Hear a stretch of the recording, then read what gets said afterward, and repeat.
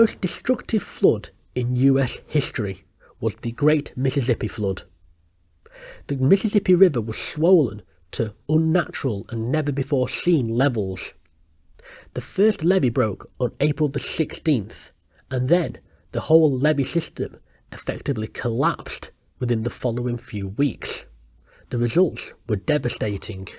Around 27,000 kilometres of land were inundated, with some places seeing over 30 foot of water.